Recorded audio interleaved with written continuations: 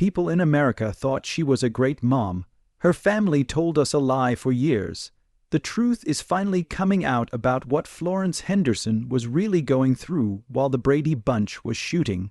The shocking problems in the marriage, the affair she didn't tell anyone about that got her crabs, what everyone didn't know about her friendship with Robert Reed until now.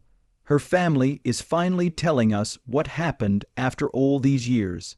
Florence Henderson might be the most popular TV mom in the United States, but her real story started in a cold house with no heat, thin walls, and 10 kids crammed into one room. Her birth took place in a small Indiana town during the Great Depression. She was the youngest of 10 children. The winters were very bad. The 3 of her would pile into one bed and switch places every so often so that she could stay warm in the middle for a few hours. They were not only poor.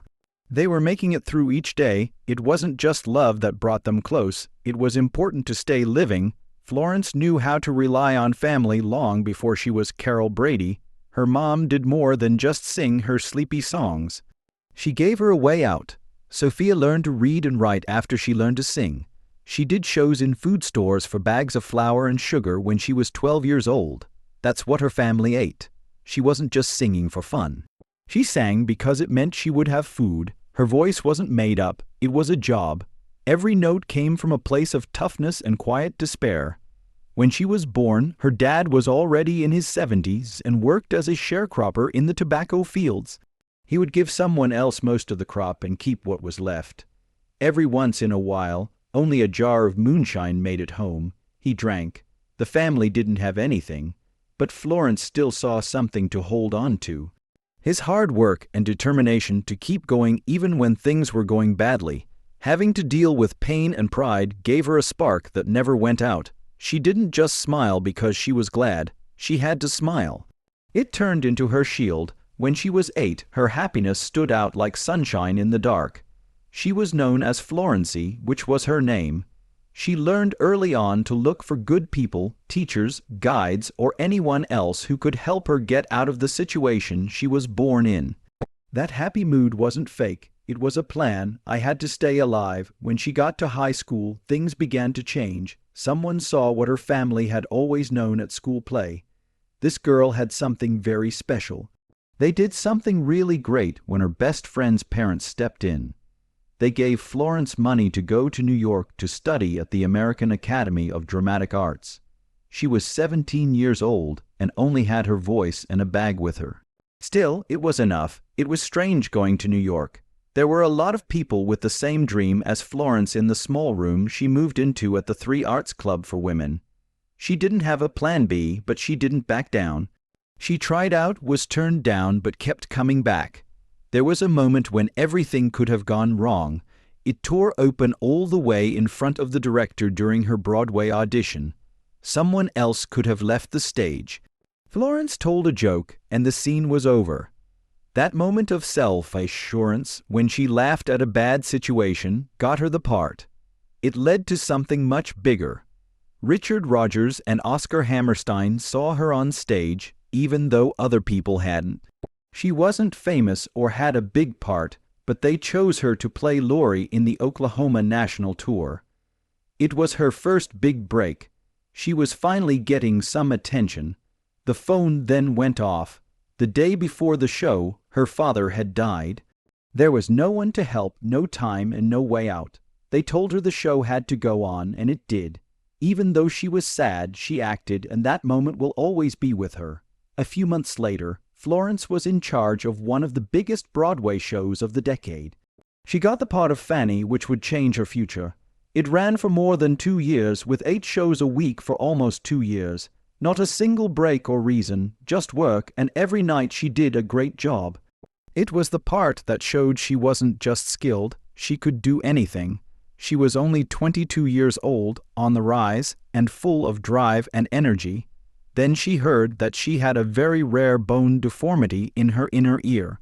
It was told by doctors that it could make her completely deaf. That would change the lives of everyone, but it was terrible for someone whose job depended on music, conversation, and timing. Everything she had worked for. All of a sudden, everything she dreamed of was in danger. There was just one choice, surgery. But ear surgery wasn't the same back then as it is now. It was dangerous, unknown, and scary. With just one wrong move, she could lose her hearing for good. She did it anyway. She also married Ira Bernstein that same month, as if that wasn't enough. Imagine going through a delicate surgery, worrying about your job, and getting married all at the same time. It was a mess, but she made it through. The operation went well. She kept her hearing. After 5 long years, she came back to the stage as Maria, stronger, smarter, and ready to make music. Naples was ready for a change by 1959. She got her start in TV as one of NBC Today girls on The Today Show. But this wasn't even close to being as exciting as it sounds. Back then, TV news didn't take women seriously. They could only talk about the weather or how to do things around the house. They never got to the big stories. She knew that, Florence, but she didn't complain. Instead, she made every section more charming, classy, and professional. She was so good at the part that it made it possible for stars like Barbara Walters to come along. If it wasn't her dream job, it gave her screen personality and made her more sure of herself in front of the camera. In 1962, when NBC did something no one saw coming, that faith came in handy. Florence Henderson was given the job of host of The Tonight Show. It was unusual for a woman to play such a big part at the time, especially on late-night TV, but Florence was already a popular guest. Before Johnny Carson took over, Jack Paar had left the show and NBC needed someone to keep it going. They gave Florence a chance and she did great. With style and a quick wit, she held her own with big stars like Jerry Lewis and Art Linkletter. It not only made her more well-known, it also changed history. She was the first woman to ever host the show. Before she became the mom on the Brady Bunch that everyone would love forever, Florence was already making people fall in love in TV ads. Her relationship with Oldsmobile began in the late 1950s, and by the 1960s, she was well known in homes all over the country. She sang, smiled, and made people trust the things she sold, not just sell cars. She sang with so much energy and charm in a company musical for Oldsmobile that it was one of her most famous roles. It was like she was back on Broadway. This early business success became a safety net for my work. She became one of the most sought-after famous endorsers in the country after leaving the Brady Bunch. People stuck with her, whether it was Wesson Oil or Tang. She was no longer just an entertainer. She was well known. In 1969, Sherwood Schwartz started looking for actors for a new show about a mixed-race family. Florence Henderson wasn't at the top of his list. In fact, Henderson offered Shirley Jones, who was already a famous actor and a close friend of his, the part of Carol Brady. Years had passed while they tried to get parts. Jones said no this time, though. She didn't want to play a mom who was always in the kitchen making pot roasts. She wanted something more up-to-date and real. She didn't pass, though, and went to a different show instead, The Partridge Family, where she played a mom who worked. One choice changed both of their lives and jobs for good. All of a sudden, Henderson got her chance. She had lost the lead in Oklahoma to Jones before, but she took it. It looked great, but it wasn't quite right. He worked hard behind the scenes to make Carol Brady seem real. It was her job to push Carol to get a job and manage the kids in a way that made sense. Henderson had already raised 4 children while working during each pregnancy. Carol seemed like a dream to her, especially since Alice was the full-time maid and did all the work. The network wouldn't listen to her when she told them, "People are going to hate her." They thought Carol should be nice, calm, and perfect. They asked Henderson to come back for reunion shows, but she said no until Carol found work. They finally gave in and hired her as a real estate salesman. Henderson didn't try to hide how sad she was. She told them, fuck them. A real estate agent. People were also always confused by something else. Everyone knew that Mike Brady had lost his wife. During the pilot, a picture of his first wife was shown, but Carol's past was never brought up. It wasn't a mistake. The network made that choice. Sherwood Schwartz, who created the show, wanted Carol to be divorced at first, which was a big deal in 1969.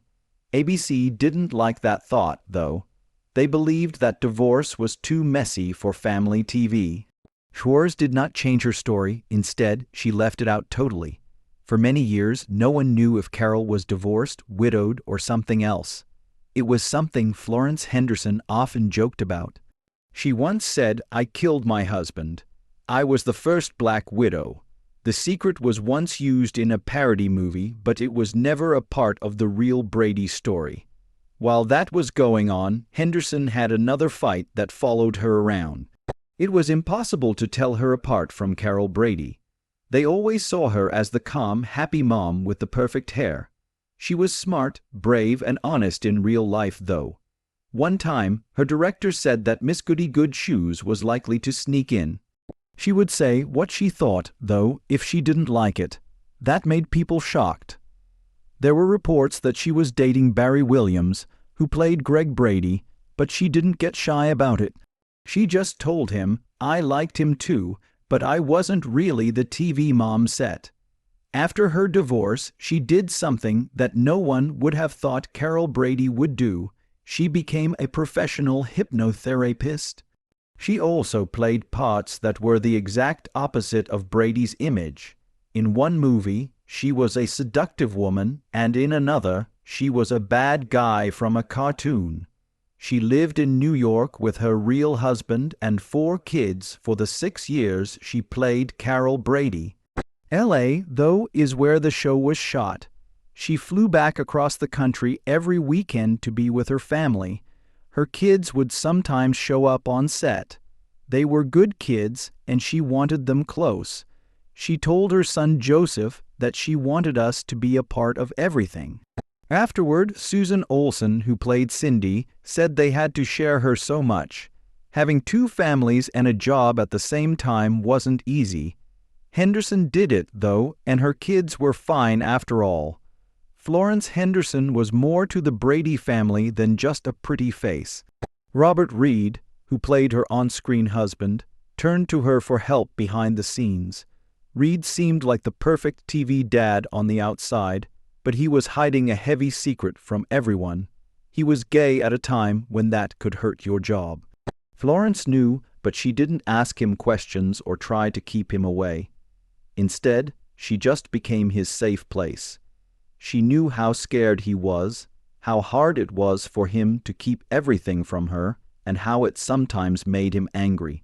She never judged him, though. She stood by him softly and helped him handle the attention without letting his guard down. When they were filming love scenes, things could get weird. The people in charge didn't know why Reid wasn't feeling good. It was Florence. She never told on him. She would just ask for a moment, let it go, and come back to it. She put him at ease and helped him get through those scenes without putting any pressure on him. They had to trust each other, not just act. It wasn't that she made him feel bad off camera, that she made him feel good on camera. There wasn't a lot of that kind of understanding back then, especially in Hollywood. But she always carried it with her in a quiet and professional way when the cameras were rolling. They were connected in more ways than just those private times. Reed often bumped heads with Sherwood Schwartz, who created the show. He didn't like how silly the plots were, and thought the show didn't care about real stories. His anger would sometimes almost stop the whole process. Florence was always ready to help, though. He was upset, but she knew how to calm him down and make things better. She didn't try to make him better. What she did was make things easy. The group stayed together because she was there. Even though things were going badly behind the scenes, the tension reached a peak in the last show. It was too much for Reed that a hair tonic turned Greg's hair orange in the story. He didn't want to be a part of it, got on the set and told them no. That was it. This time, Florence stepped up and used the fact that Mike Brady was out of town as an excuse. No one thought it would be the last show. Reed missed the last episode of the show that made him famous because he couldn't stand the script. Florence didn't say anything bad. As always, she just helped carry the scene and keep things together. After many years, in 1992, Reed called her. He was going to die. Colon cancer gets worse when you have HIV. It wasn't like he told many people, not even the kids from the show. But he called Florence not only to say goodbye, but also to ask her to tell the others, those who had played with his kids, grown up with him, and loved him, about him. He wasn't able to do it himself, but he knew she would be careful with it. She did it because she wasn't going to stop guarding him after all they had been through. At that time, Barry Williams had a crush on Florence Henderson, who played Greg Brady's mom on the Brady Bunch. He wasn't interested in a girl his own age. He was only 15 years old, 66. But the age difference wasn't the only thing that kept people talking about this story for decades. It was how Barry told everyone how he felt in his book years later. He said it was like most teenage crushes, confused, innocent, and a little embarrassing. He didn't want to sleep with her. His only goal was to be with her. Florence, who was always a pro, never laughed it off. She knew what was going on and accepted it as such. A teen dealing with feelings he didn't fully understand. Barry planned something strange for Florence's birthday, which made things go in a strange direction. He planned a night at the well-known Ambassador Hotel. His big brother took him to Florence's hotel because he wasn't able to drive. She then drove them to the venue where they watched live music and talked about traveling musicians. Even though one of them was still a child, they had a great time and felt like two friends. Her polite limits stayed strong at the end of the night. He was picked up by his brother and taken home by her. But Barry wasn't just a fan at the time. He had done everything. He made sure they had the best spots. He wanted to make her like him, like a man who really liked the person in front of him, not like a boy who was after a girl. Florence had a good memory of it. She saw how hard he had worked all night and didn't push him away or say no to his offer. She took it with grace. She knew that saying no to him might have broken his heart. That evening wasn't about love. It began with respect and stayed that way. It was still too much for Hollywood to handle. There were rumors for years after the show stopped. There were rumors that the young heartthrob and his much older co-star had done something. It was great for the press. Being married with kids wasn't important to them. It didn't matter to them that nothing bad had ever happened. They didn't care at all about Barry's side of the story. That evening that everyone should remember as sweet and innocent kept getting brought up again and again as something shocking.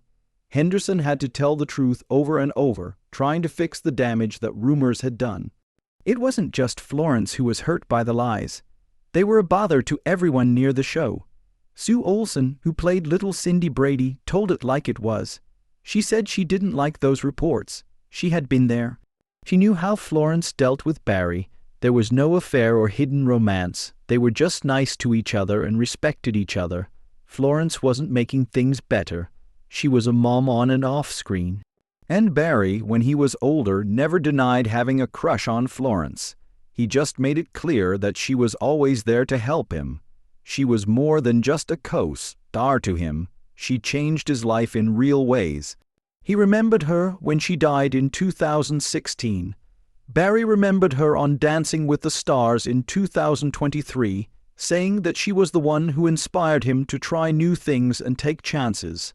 A lot of people knew Florence Henderson as the cute, happy face of Carol Brady from the Brady Bunch. But behind that happy picture was a woman who had been alone, broken-hearted, involved in scandal, and had to start over. Florence broke a big secret in her 2011 autobiography. In the 1960s, she slept with John Lindsay, who was mayor of New York City at the time. At the time, they were both married. She didn't try to explain herself. She said it right away. She wrote, "I was lonely. I knew it wasn't right, but I did it anyway." What happened next made it even worse. The next morning, when she woke up, she had little black bugs all over her. She got crabs from the New York City mayor. She couldn't help but laugh about it years later because it was so crazy. She joked that crabs didn't care about who they were dating. Florence seemed like a great mom on TV, but her real life had a lot more flaws than anyone saw.